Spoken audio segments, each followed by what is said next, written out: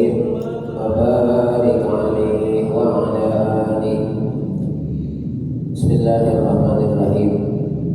سبحانك لا علم لنا إلا ما علمتنا إنك أنت العليم الحكيم. اللهم علمني الكتاب والحكمة وعلمني التأويل. اللهم اهدي قلبي وثبت لساني. اللهم افتح علينا حكمتك وانشر علينا من خزائن رحمتك يا أرحم الراحمين.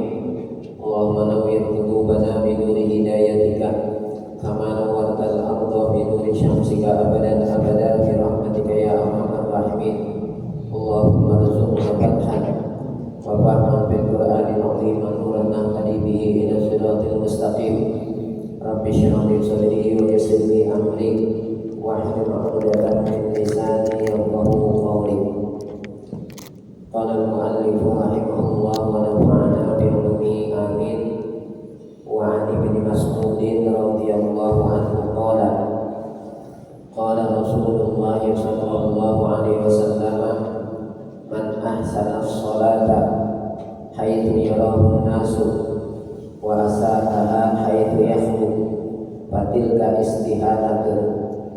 استهان بها ربه تبارك وتعالى. رواه عبد الرزاق في كتابه وأبو يعلى. Yang sama-sama kita hormati Ketua DKM dan segenap pengurus Masjid Jami At-Taqwa Jatinangor, para sesepuh, para orang tua, hadirin jamaah Masjid Jami At-Taqwa yang saya hormati. Alhamdulillah, pada kesempatan malam ini kembali kita bisa menunaikan apa yang menjadi salah satu kewajiban bagi kita sebagai seorang muslim, yaitu menunaikan ibadah sholat maghrib yang kita kerjakan dengan berjamaah. Dan alhamdulillah kita masih bisa menyempatkan waktu sambil kita menunggu datangnya waktu isya, intidharus shalah ba'da shalah, menanti datangnya sholat isya setelah tadi kita maghrib, lewat menunaikan kewajiban kita juga, yaitu thalabul ilmi, menuntut ilmu. Malam ini kita ta'lim mempelajari ilmu agamanya Allah Subhanahu wa taala. Mudah-mudahan Allah berikan kepada kita ilmu yang barokah bermanfaat. Allah mudahkan segala urusan kita, Allah lapangkan rezeki kita, Allah hindarkan kita dan keluarga kita daripada segala bala dan musibah. Yang sudah pada meninggal dunia daripada orang-orang tua kita, keluarga kita, saudara-saudara kita, mudah-mudahan mereka senantiasa mendapatkan curahan rahmat dan maghfirah dari Allah dalam kuburnya, dijadikan kuburnya raudhah min riyadil jannah. Yang pada sakit, yang pada kurang sehat, mudah-mudahan diangkat penyakitnya, dikembalikan kepada kesehatannya dengan kesehatan yang sempurna, dengan kesehatan yang tidak meninggalkan bekas penyakit sedikit pun. Ala hadhihi niyyah wa ala kulli niyatin shalihah wa li ijabatil maqsudi jaribatan bi kulli khair jaribatan an kulli syarr lana wa li ahlina wa qarabatina wa li jami'il muslimin wa ila hadratin nabi al-fatihah. A'udzu billahi minasyaitonir rajim. Bismillahirrahmanirrahim.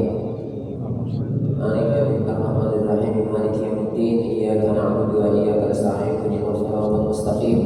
Shiratal ladzina an'amta 'alaihim ghairil maghdubi 'alaihim waladdallin. Amin. Jemaah sekalian, malam ini kita masuk kepada bahasan hadis-hadis yang berkaitan dengan at-tarhibu minar riya. At-tarhib minar riya, ancaman bagi orang-orang yang mereka riya dalam segala amal perbuatan atau amal kebaikan yang mereka kerjakan, dengan harapan kita sebagai orang yang beriman ini bisa menjaga daripada sifat riya. Karena sifat riya ini bukanlah sifat orang-orang yang beriman, tetapi sifat orang-orang yang munafik. Yura'unan nasa wa la yadhkurunallaha illa qalilan, kata Allah. Allah Ta'ala berfirman di dalam Al-Quran, wa idza qamu ila sholati qamu kusala yura'unan nasa wa la yadhkurunallaha illa qalilan. Wa idza qamu ila sholati qamu kusala. Dan apabila mereka orang-orang munafik mendirikan sholat, qamu kusala, mereka mendirikannya dengan malas-malasan. Yura'unan nas, mereka diam terhadap manusia. Mereka pengen segala amal-amal kebaikan yang mereka kerjakan kerjakan itu dipuji oleh orang. Wala yadhkurullaha illa qalila, dan mereka tidak mengingat Allah kecuali sedikit. Nah, kita sekarang masuk kepada hadis-hadis yang berkaitan dengan at-targhib minar riyah, peringatan terhadap sifat riyah. Hadis yang pertama yang akan kita bahas adalah hadis yang diriwayatkan dari sahabat Ibnu Mas'ud radhiyallahu anhu. Wa an Ibnu Mas'ud radhiyallahu anhu qala, dan dari sahabat Ibnu Mas'ud radhiyallahu anhu qala, dia berkata, qala Rasulullah sallallahu alaihi wasallam, telah bersabda oleh Rasulullah sallallahu alaihi wasallam, man ahsana sholata haitsu yarahu nas. Man ahsana sholata, siapa orang yang membaguskan sholatnya, haitsu yarahu nasu, di tempat yang dilihat oleh orang banyak. Kalau giliran sholat di tempat orang yang dilihat orang banyak, dia sholat dengan dikerjakan sebaik-baiknya. Dia kerjakan sholatnya dengan sebaik-baiknya, itu di tempat yang dilihat oleh orang banyak. Man ahsana sholata haitsu yarahu nas, siapa orang yang membaguskan sholatnya di tempat yang dilihat oleh banyak orang. Wa asa'aha haitsu yahlu, dan dia memburukkan sholatnya haitsu yahlu, di tempat yang dia sendirian. Kalau di tempat orang banyak sholatnya seolah-olah paling khusyuknya gitu ya, paling khusyuknya. Giliran sholat sendirinya udah kayak apa itu sholatnya gitu ya, terus seperti itu. Nah, orang yang semacam ini patilka istihanatun, istahana biha rabbahu tabaraka wa ta'ala. Yang demikian berarti sebagai bentuk penghinaan, yang dia telah menghina Tuhannya, telah menghina Allah Subhanahu wa ta'ala. Emang Allah nggak melihat kalau kita sendirian? Kan Allah kan dimanapun kita melihat. Allah Ta'ala kan melihat kita dimanapun. Mau kita sendirian kek, mau kita ada di tengah banyak orang kek, mau di tempat terang kek, mau di tempat gelap kek, gitu ya. Pokoknya tidak ada satu tempat pun yang kita lepas daripada penglihatan Allah Subhanahu wa ta'ala. Tapi kenapa ketika kita sholat di hadapan banyak orang, kita bagusin sholat kita, giliran kita sholat sendirian, kita sholat semaunya gitu, sholat semaunya. Nah, ini kan sebagai bentuk penghinaan terhadap Allah Subhanahu wa ta'ala. Dikirain Allah nggak melihat kalau kita sendirian, kan gitu ya, seperti itu. Padahal justru harusnya terbalik. Rasulullah memerintahkan kalau kita sholat, terutama kalau kita mengimami orang banyak, kata Rasulullah, idza shalla ahadukum linnas falyukhaffif fa inna fihi mudha'if was-saghir wal kabir wal marid wal hajat wa idza shalla li nafsihi falyutawwil ma syaa. Apabila salah seorang kamu mengimami orang banyak, apabila salah seorang kamu sholat mengimami orang banyak, falyukhaffif, maka hendaklah dia ringankan sholatnya. Kenapa? Karena fa'inna fihi mudha'if, karena di antara mereka, di antara makmum ada yang fisiknya udah lemah. Wasogir, ada anak-anak. Wal kabir, ada orang yang sudah lanjut usia. Wal marid, ada orang yang lagi kurang sehat. Wadal hajati, dan ada orang yang lagi punya keperluan dengan segera. Nah, wa idza shalla li nafsihi, dan apabila dia sholat untuk dirinya sendiri, kalau dia sholat sendiri, falyuqawwil ma syaa, maka hendaklah dia panjangkan semau dia gitu. Kalau sholat sendiri sih dia panjangin enggak apa-apa gitu. Tapi kalau dia mengimami orang banyak sholat, itu diringankan perintahnya Rasul. Rasul menegur sahabat yang sholatnya kelamaan di dalam mengimami orang banyak gitu. Kenapa? Kata Rasulullah, afatanun anta ya Mu'ad, apakah engkau akan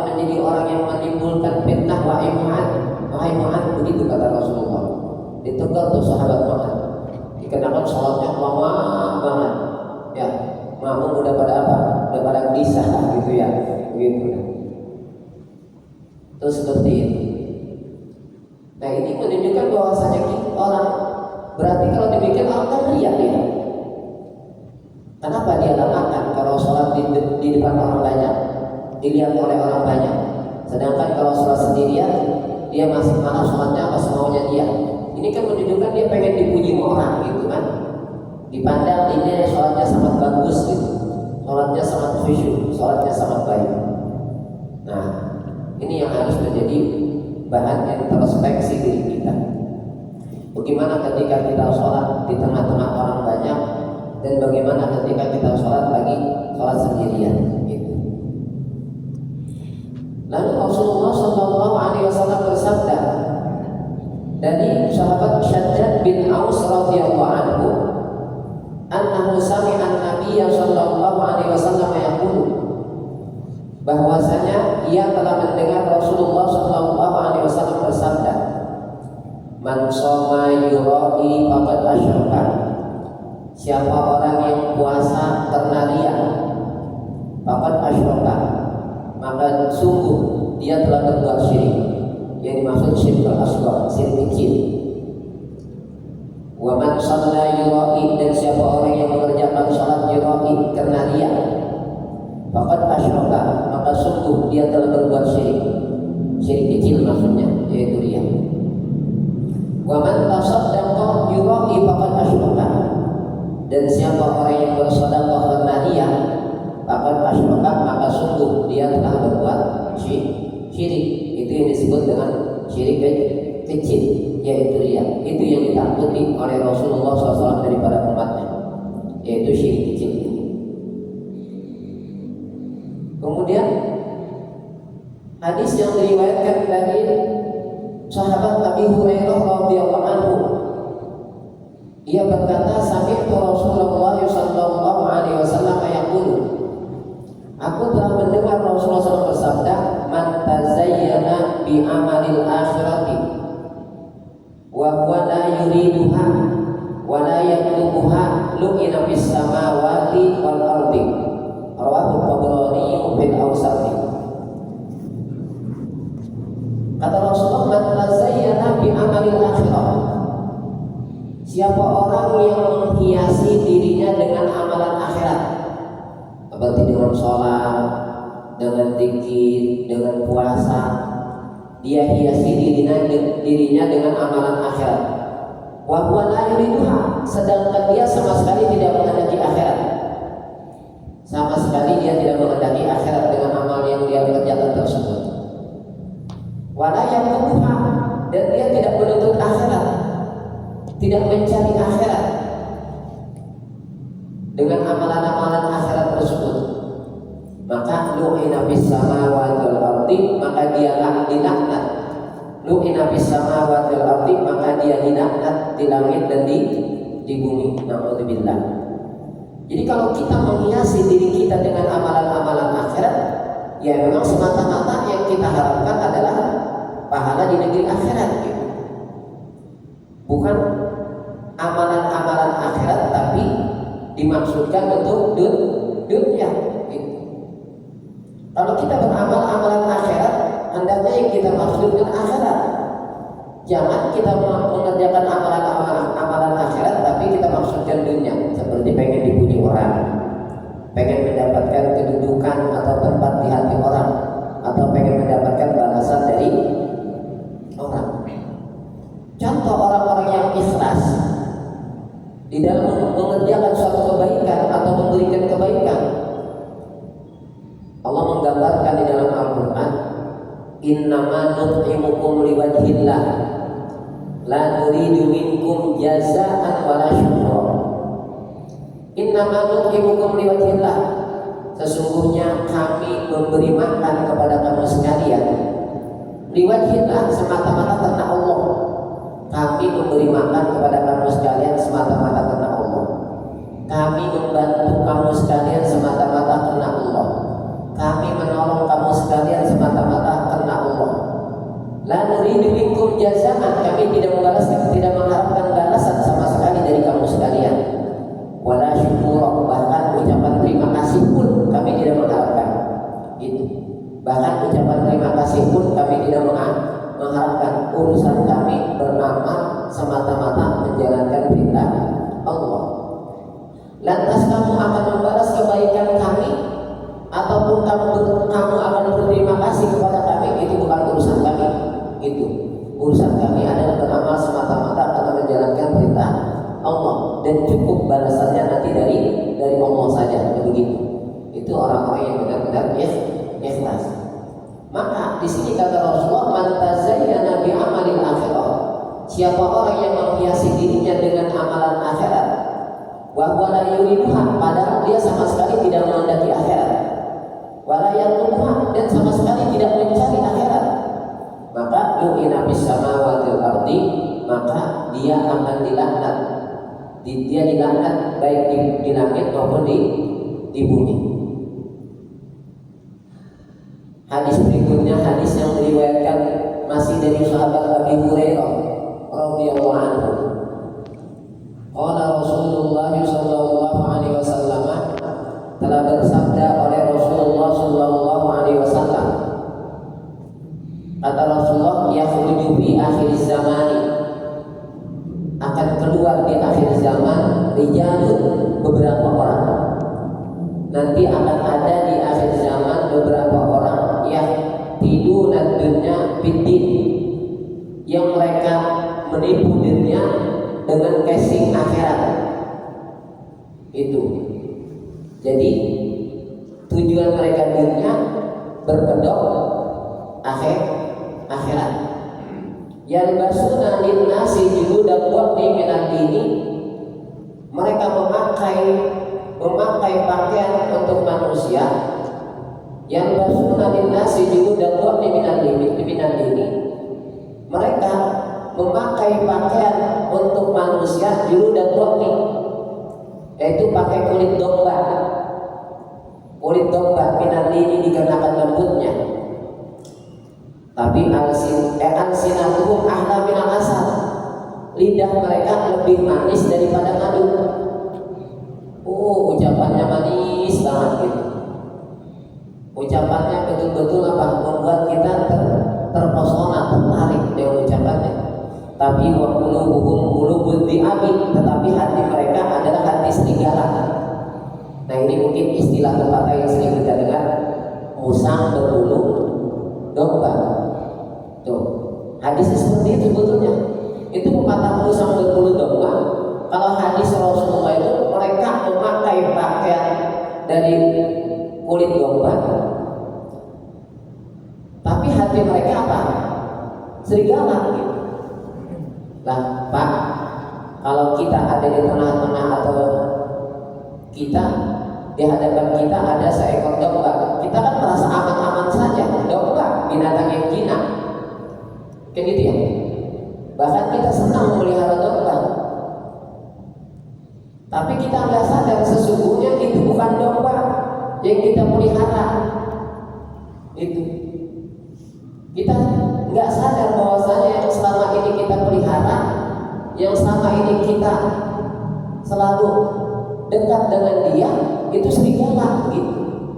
Serigala kapan dia ada waktunya, dia pandang waktunya pas untuk menerkam kita, menerkam mangsanya, akan diterkam nggak tuh mangsanya? Kapan waktunya dia anggap tepat untuk menerkam masanya, dia akan terkam masanya. Tuh nanti di akhir zaman banyak orang yang model begitu. Kata Rasulullah, dia menipu dunia dengan kedok agama, dunia dan kedok agama. Itu. Nah banyak, mohon maaf semuanya, panti asuhan semuanya, panti asuhan anak yatim. Tapi sebetulnya nggak ada, tinggal apa namanya, fiktif ya, fiktif namanya begitu. Terus nyebarin apa itu, brosur-brosur sumbangan untuk anak yatim, untuk orang tua apa, untuk bencana alam gitu kan. Padahal semuanya itu fiktif gitu. Ada orang yang di depan kita manis banget itu omongannya, sikapnya juga ramah banget, sebetulnya dia apa? Dia itu akan memangsa kita. Kan banyak orang yang tertipu begitu Pak. Banyak orang yang jadi korban penipuan. Kalau orang mau nipu, kira-kira apa langsung dia menunjukkan jati dirinya sebagai penipu, atau dia akan apa? Tunjukkan dulu jati dirinya di hadapan kita sebagai orang yang apa? Orang yang baik, orang yang ramah, orang yang jujur, begitu kan ya? Nah itu di akhir zaman akan banyak orang seperti itu. Itu lahiriahnya istilahnya domba, tapi wa qulubuhum qulubun dhi'abi. Hati mereka adalah serigala. Dalam istilah pepatah, musang berbulu domba, begitu. Musang berbulu domba. Nah mungkin istilah pepatah musang berbulu domba itu seperti itu dari hadis itu. Ada juga musuh dalam selimut. Musuh dalam selimut kan kita nggak menduga, Pak. Orang yang biasanya satu selimut sama kita siapa itu? Orang yang satu selimut sama kita kan biasanya istri kita, ya, gitu. Tahu-tahu sebetulnya yang di dalam selimut itu bukan istri kita, tapi musuh kita, kan begitu. Kapan dia ada kesempatan untuk menikam kita, dia akan menikam kita, gitu. Kapan ada kesempatan untuk mencelakakan kita, dia akan mencelakakan kita. Itu di akhir zaman seperti itu. Yaqulullahu azza wa jalla, terhadap orang yang semacam ini Allah Ta'ala berfirman di dalam hadis qudsi, Abi yaghtaruna am alayya yajtanibuna. Abi yaghtaruna, apakah dengan nama aku mereka bermaksud memperdaya orang? Apakah dengan membawa nama aku mereka bermaksud memperdaya orang? Am alayya yajtanibuna, ataukah mereka berani terhadap aku kata Allah? Itu yang tadi itu ya, kalimatnya bagus ya. Mari kita berinfak, bersedekah untuk anak yatim. Ya, itu kita bantu apa itu namanya, panti asuhan anak yatim yang kami kelola gitu. Padahal fiktif gitu kan. Nah kata Allah, apakah dengan nama aku mereka ingin memperdaya orang? Ataukah mereka berani terhadap aku? Yaitu dengan apa? Dengan menipu tersebut. Itu. Tapi halam itu, maka dengan nama aku halam itu aku bersumpah la ab'atsanna ala ulaika minhum fitnatan tadabul halimah khairan. Ya Allah mengancam seperti itu, keras ancaman Allah Subhanahu wa ta'ala. Hadis berikutnya Rasulullah Shallallahu Alaihi Wasallam bersabda, Man talabad dunya bi amalil akhirati tumisa wajhuhu wa muhiqa dzikruhu wa uthbita ismuhu fin nari. Rawahu Tabrani fil Kabir. Man talabad dunya bi amalil akhirah, siapa orang yang mencari dunia bi amalil akhirah, dengan amalan akhirat, yang dia cari sesungguhnya dunia dengan kedok amalan akhirat, tumisa wajhuhu, maka akan dihapus wajahnya, wa muhiqa dzikruhu, dan akan dihapus pula sebutannya, namanya, wa uthbita ismuhu finnar, dan ditetapkan namanya di dalam neraka. Itu seperti itu. Jadi hati-hati, jangan bawa-bawa nama agama dengan tujuan dunia. Kenapa? Karena agama itu sesuatu yang amat mahal, nggak bisa dijual dengan dunia. Tapi di akhir zaman kata Rasulullah, yabi'u dinahu bi'aradin minad dunya. Dia jual agamanya bi'aradin minad dunya, dengan harta benda dunia. Kemudian hadis berikutnya Rasulullah Shallallahu Alaihi Wasallam bersabda, Man tahabbaba ilan nasi bima yuhibbuna wa barazallaha bima yakrahuna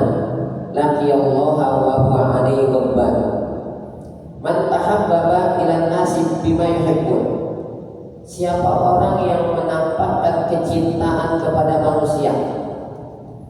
Dia ingin mendapatkan kecintaan manusia bima yuhibbun, dengan mengikuti segala apa yang mereka cintai, yang mereka sukai. Kita turutin di apa saja yang mereka inginkan, kita turutin demi kita mendapatkan kecintaan manusia. Wa ba'uzallaha bima yakrahuna, dan mereka menghadapi Allah dengan sesuatu yang mereka tidak menyukai.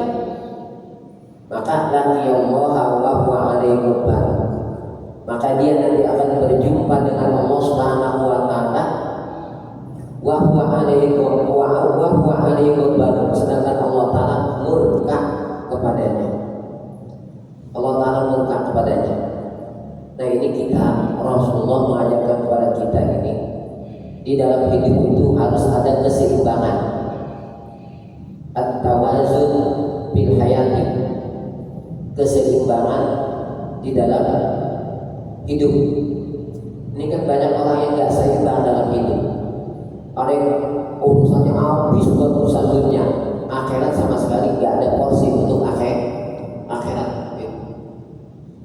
Kerja terus siang malam, waktu sholat nggak dipikirin, gitu ya. Itu nggak ada at-tawazun bil hayat, nggak ada keseimbangan di dalam kehidupan ini. Rasulullah memerintahkan kita untuk at-tawazun bil hayat, ada keseimbangan di dalam kehidupan. Bagaimana keseimbangan dalam kehidupan? Hadis ini riwayat Imam Al-Bukhari. Pada asalnya sih kata-kata ini kata-kata sahabat Salman Al-Farisi. Cuma kata-kata Salman Al-Farisi ini setelah disampaikan atau diceritakan oleh sahabat Abu Darda kepada Rasulullah, lalu Rasulullah bersabda, "Shadaqa Salman." Benar tuh apa yang dikatakan Salman, begitu. Benar tuh apa yang dikatakan oleh Salman. Kata-kata sahabat Salman Al-Farisi yang mana? Yaitu kata sahabat Salman Al-Farisi, inna li rabbika 'alaika haqqan. Hadis ini dari Imam Bukhari. Inna li rabbika 'alaika haqqan. Sesungguhnya bagi Tuhanmu itu ada hak atas kamu sekalian. Sesungguhnya bagi Tuhanmu itu ada hak atasmu. Wa li nafsika 'alaika haqqan, dan bagi dirimu sendiri juga ada hak atasmu. Wa li ahlika 'alaika haqqan, dan bagi istrimu, bagi keluargamu itu juga ada hak atas kamu. Fa'ati kulladzi haqqin haqqahu, maka berikanlah kepada setiap yang punya hak haqqahu akan haknya. Kronologis hadis ini sebagaimana dalam hadis dari Imam Al-Bukhari, itu akhon Nabi sallallahu alaihi wasallam baina Salmana wa Abi Darda. Rasulullah SAW telah mempersaudarakan antara sahabat Salman Al-Farisi dengan sahabat Abu Darda. Dua sahabat yang berasal dari negeri yang jauh, perbedaannya jauh, jaraknya jauh. Salman Al-Farisi orang Persia, Iran, ya. Salman Al-Farisi itu orang Persia, orang Iran kalau sekarang. Sahabat Abu Darda orang Ansar Madinah, kan jauh, ya. Orang dari negeri Iran dengan orang Madinah jauh. Nah, dalam hadis dari Imam Al-Bukhari ini kronologis hadisnya, asbabul wurudnya namanya. Akhon Nabi sallallahu alaihi wasallam baina Salmana wa Abi Darda. Rasulullah SAW telah mempersaudarakan antara Salman dengan sahabat Abu Darda. Fazara Salman Abu Darda. Lalu suatu ketika, suatu hari, sahabat Salman Al-Farisi berkunjung ke rumah sahabat Abu Darda, ke rumah saudaranya dari sahabat Abu Darda. Faro'a Ahmad Dardai mutabaddilatan. Ketika sahabat Salman Al-Farisi berkunjung ke rumah sahabat Abu Darda, sahabat Salman Al-Farisi melihat istrinya Abu Darda itu pakaiannya sangat lusuh, udah kayaknya udah gak pantas untuk dipakai. Lalu sahabat Salman tanya, Masya Nuki, kata sahabat Salman, kenapa dengan engkau? Tanya tuh Salman Al-Farisi kepada istrinya Abu Darda yang pakaiannya lusuh. Apa kata istrinya sahabat Abu Darda? Kata istrinya Abu Darda, inna akhuka Abad Darda laisa lahu hajatun fid dunya. Tuh saudaramu Abu Darda, dia mau gak butuh sama dunia, begitu katanya. Tuh saudaramu Abu Darda, dia mau gak butuh sama dunia. Istrinya aja dia perhatiin, pakaian gak kayak Yusuf gini dia perhatiin. Dia gak butuh sama dunia. Nah, kemudian datanglah sahabat Abu Darda. Ketika sahabat Abu Darda datang pulang, di situ udah ada saudaranya yaitu Salman Al-Farisi. Maka dibuatkanlah makanan, dihidangkan makanan untuk saudaranya ini yaitu Salman Al-Farisi yang dari jauh datang ke sini. Kata sahabat Abu Darda, kata sahabat Abu Darda, kul fa'inni shaim, makanlah. Kalau saya lagi puasa, kata dia gitu. Makanlah, kata sahabat Abu Darda, saya lagi puasa. Kata sahabat Salman, ma'ana bi akilin hatta ta'kula. Enggak, saya enggak akan mau makan sampai kau makan. Kata Salman. Tuh. Jadi sehari-harinya tuh sahabat Abu Darda dia puasa. Gitu. Dia menghidangkan makanan untuk saudaranya yaitu Salman Al-Farisi. Dia suruh makan, sahabat-sahabat Al-Farisi dia suruh makan, sedangkan dia sendiri puasa. Begitu tiba malam hari, dikirain Salman Al-Farisi sudah tidur. Dia tinggalkan Salman Al-Farisi, dia ngerjain sholat sunnah. Padahal Salman Al-Farisi belum tidur. Kata Salman Al-Farisi, nah tidur kamu, begitu ya, tidur kamu. Nah, ini sahabat Abu Darda kalau siangnya puasa, malamnya sholat sunnah, kira-kira istrinya dicolek-colek kayak ya, siang puasa, kamu gimana lagi puasa? Kita colek-colek istri. Malam kerjanya sholat malam, istrinya juga mau nggak dicolek-colek. Ya, siang puasa, malam sholat sunnah. Istrinya nggak diperhatikan hak istrinya. Ya, hak istri itu nggak diperhatikan. Pokoknya kata Ummu Darda, inna akhaka Abu Darda laisa lahu hajatun fid dunya. Tuh saudaramu Abu Darda nggak butuh madunya. Dia siang puasa, malam sholat sunnah semalaman itu.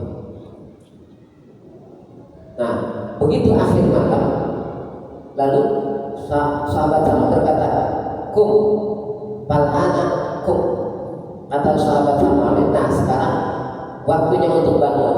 Nah, kalau waktunya untuk ibadah itu di akhir malam baru bangun ya. Jangan semalam suntuk sholat sunnah. Tidur waktu tidur. Dirimu kan punya hak untuk istirahat, untuk tidur. Dirimu punya hak juga untuk makan, gitu kan ya? Tuh. Nah, begitu akhir malam itu memang waktunya untuk bangun. Bangunlah sekarang. Nah, baru sholat sunnah. Nah, setelah itu kemudian Salman berkata kepada sahabat Abu Darda, ini inna li rabbika 'alaika haqqan. Sesungguhnya bagi Tuhanmu itu ada hak atas kamu. Yaitu apa?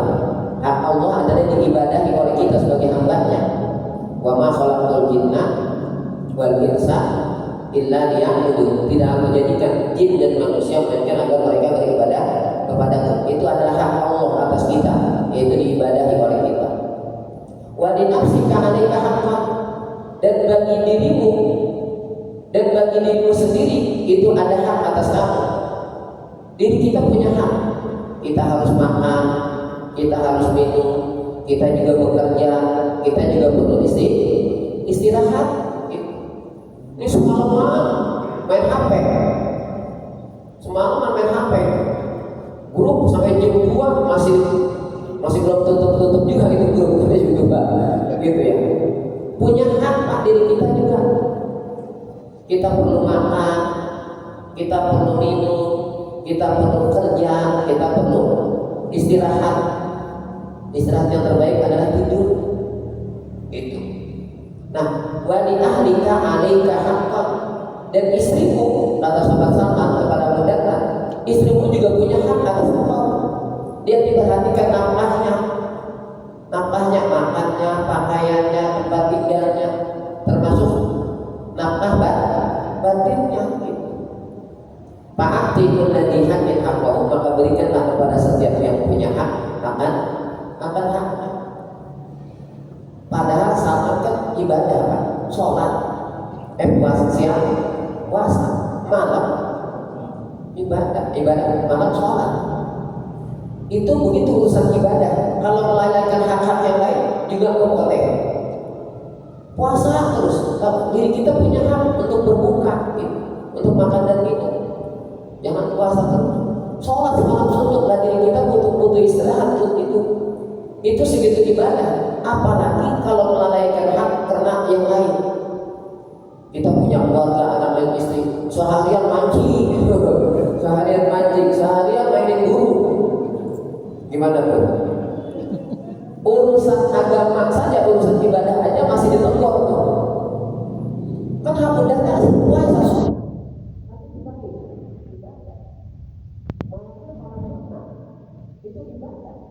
Segitu masih ditegur. Kenapa? Karena dia melalaikan hak istrinya, menyia-nyiakan hak istrinya, gitu. Dan dia telah menyia-nyiakan hak dirinya sendiri. Butuh istirahat, butuh makan, butuh minum, begitu dirinya sendiri juga. Apalagi kita melalaikan hak istri dan anak kita. Nah, harian kita mancing kerjaannya, main buru-buru gitu kerjaannya. Nah, ini hadis yang sangat bagus untuk kita renungkan, bahwasanya at-tazawwud tawazunu fil hayati, perlunya keseimbangan di dalam hidup. Itu perintah Rasulullah SAW. Kata-kata tersebut sih kata-kata Salman Al-Farisi.